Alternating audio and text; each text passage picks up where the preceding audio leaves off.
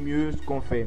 Alors nous, c'est l'équipe Bien-être. Voilà, nous faisons la promotion de l'entrepreneuriat moderne comme solution justement à la crise de l'emploi actuelle.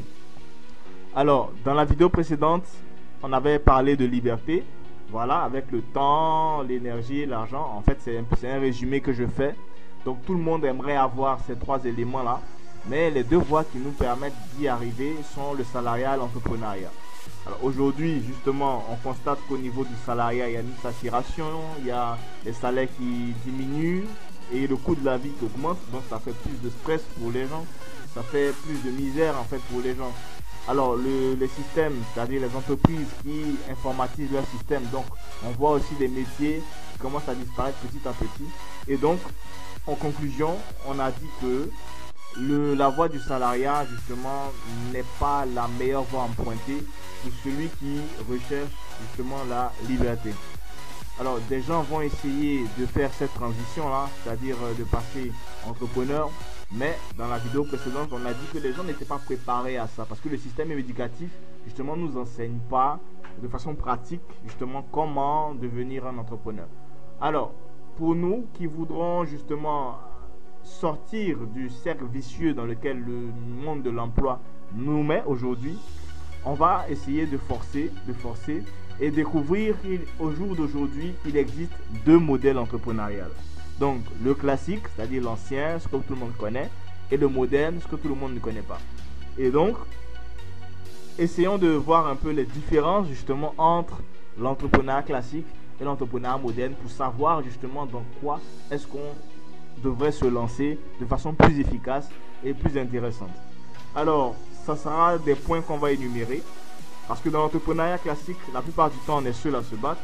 C'est vrai, vous pouvez avoir 10 000 employés, mais quand il y a un souci au niveau de l'entreprise, c'est vous. Quand il y a une décision à prendre, c'est vous. Alors, parallèlement à ça, dans l'entrepreneuriat moderne, il s'agira plutôt de travailler en équipe. Donc, comme on dit, l'union fait la force. Donc, dans l'entrepreneuriat moderne, c'est ce qui prime. Il s'agira de travailler tous dans un même business, dans une même activité, mais chacun justement va gagner en fonction des efforts qu'il fournira. Alors l'équipe, l'avantage de l'équipe, c'est que l'équipe crée un environnement favorable à la transition dont on parlait plus haut. Alors quand vous êtes dans un environnement, vous commencez à prendre le comportement de cet environnement-là. Alors dans l'entrepreneuriat moderne, il s'agira pour nous de croire justement qu'on peut atteindre cette liberté-là, et donc en étant en équipe, on devient beaucoup plus fort. Ensuite, on avait dit que, on dit que le coût, quand on fait de l'entrepreneuriat classique, le coût est très élevé. C'est normal, il y a des impôts à payer, il y a des dossiers administratifs, il y a beaucoup d'autres choses qui rentrent en ligne de compte.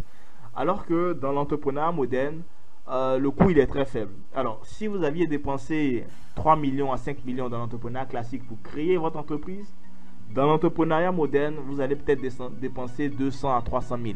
Donc vous voyez que l'écart il est énorme. Hein. L'écart il est énorme. Et l'avantage c'est que du moment où vous êtes dans l'entrepreneuriat moderne, vous avez dépensé moins, mais vous avez la possibilité de gagner autant, sinon plus que quelqu'un qui a une entreprise classique. Donc voici un autre point fort de l'entrepreneuriat moderne. Alors pourquoi c'est moins cher? Ben, ça s'explique parce qu'aujourd'hui les entreprises nous permettent justement de récupérer une partie de leur entreprise et de chercher à la développer. C'est-à-dire que les entreprises d'aujourd'hui se focalisent moins sur le recrutement des employés. Ok. Maintenant, qu'est-ce qu'ils font? Ils recrutent plutôt des entrepreneurs, c'est-à-dire des personnes qui veulent créer un business. Comme ça, ça fait moins de charges pour eux, les entreprises, et ça leur permet d'atteindre beaucoup plus de résultats parce que celui qui est venu en tant qu'entrepreneur va chercher à gagner un maximum. Et donc imaginez une entreprise qui a 100 entrepreneurs au lieu de 100 employés, vous voyez un peu le résultat que ça peut faire. Parce que les entrepreneurs, ils savent que plus ils bossent, plus ils gagnent. Moins ils bossent, moins ils gagnent. Donc voilà un peu l'autre avantage de l'entrepreneuriat moderne. Ensuite, on fait face à la concurrence quand on est dans l'entrepreneuriat classique. Bien sûr, vous ne pouvez pas ouvrir un restaurant et puis tout de suite dire à même votre ami ou votre frère, ah oui, tu peux ouvrir ton restaurant juste à côté de moi, comme ça je vais t'aider à avoir des clients. Ben non, ça se fait pas parce que du moment où il crée son entreprise, il devient un adversaire. Ok? Donc, ça, c'est ce qui causait quand même beaucoup de problèmes. Et même ceux qui ont réussi à à créer leur entreprise dans l'entrepreneuriat classique, ben, ils doivent être très vigilants parce que du jour au lendemain, on peut chercher à leur mettre une peau de banane entre les pieds. Donc voilà un peu cette réalité-là de l'entrepreneuriat classique. Ok.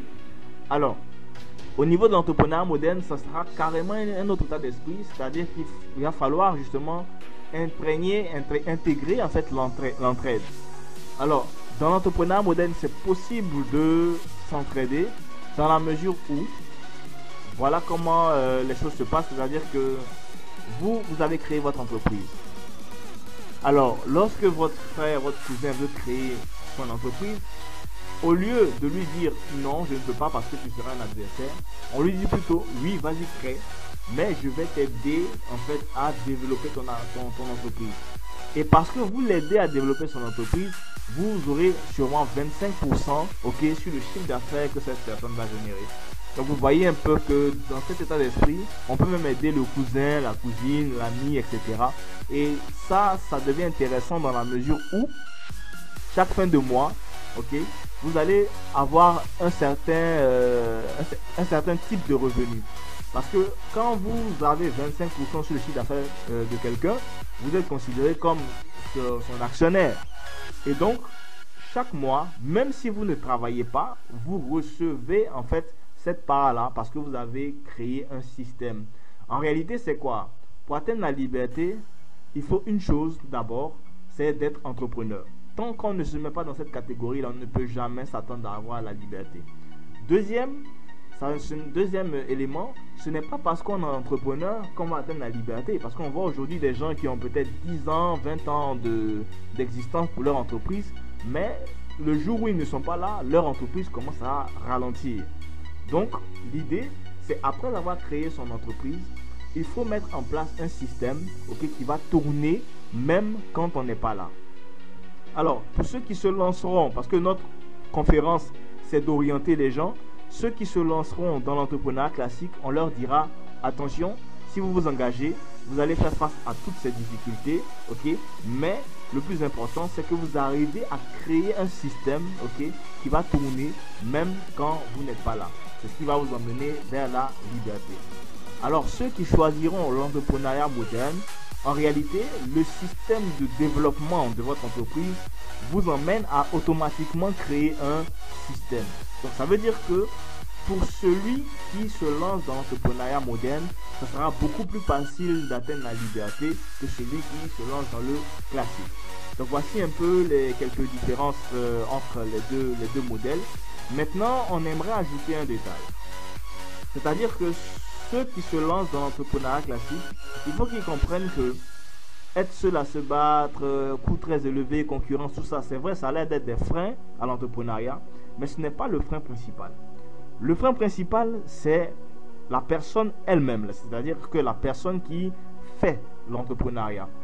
Parce que notre éducation, comme on l'a dit plus haut, ne nous emmène pas en fait à avoir l'état d'esprit d'entrepreneur. Alors, nous, ce qu'on recommande à ceux qui se lancent dans l'entrepreneuriat classique, c'est justement de s'accrocher à cette science-là qu'on appelle le développement personnel, pour que justement ils arrivent à transformer leur intérieur de sorte à avoir la mentalité d'un entrepreneur, de sorte à être beaucoup plus positif, de sorte à être au-dessus des difficultés afin de braver tout ce qui va se passer dans leur entreprise. Alors, nous sommes en collaboration avec la FISM, la Fondation internationale du succès et de la motivation, qui organise des conférences de développement personnel gratuites pour que justement chaque individu puisse améliorer sa qualité de vie grâce au développement personnel. Donc voici un peu ce qu'on a à proposer pour ceux qui quand même choisiront l'entrepreneuriat classique. Maintenant, ceux qui choisiront l'entrepreneuriat moderne, on pourra mieux les accompagner, on pourra travailler ensemble dans la mesure où dans ce modèle de création d'entreprise, vous avez des formations. Des formations sur comment développer l'entreprise que vous venez de créer. Alors ça, c'est intéressant dans la mesure où il faut comprendre que celui qui est expert dans l'entrepreneuriat classique, même s'il veut se lancer dans l'entrepreneuriat moderne qui ne suit pas les formations, c'est pas évident qu'il réussisse parce que l'état d'esprit il est différent. Dans l'entrepreneuriat classique, c'est qui va battre qui. Dans l'entrepreneuriat moderne, c'est qui va aider qui à avancer. Vous voyez? Donc, qu'est-ce qu'on va faire? du moment où il y a des formations, il faut comprendre que même celui qui n'a jamais entrepris, du moment où il se lance dans l'entrepreneuriat moderne et qu'il assiste à des formations, il va commencer à développer justement des compétences entrepreneuriales qui, de façon pratique, plus précisément, et qui vont lui permettre demain de créer lui-même sa propre structure. Mais en attendant, il s'exerce de façon pratique et puisque c'est du réel, il peut commencer à gagner de l'argent, savoir comment gérer son système, etc. avant de pouvoir justement créer sa propre entreprise plus tard. Maintenant, le dernier élément de formation, c'est le développement personnel. Parce que je l'ai dit, le développement personnel, c'est la clé pour celui qui veut entreprendre. Si on ne fait pas de développement personnel, on ne va jamais avoir la mentalité qu'il faut pour être un bon entrepreneur. Donc voilà, les formations ici en développement personnel seront pratiques, ok, et directement appliquées à votre business. Donc voici un peu la voie que nous avons choisie avec EBE pour pouvoir atteindre cette liberté-là. Et donc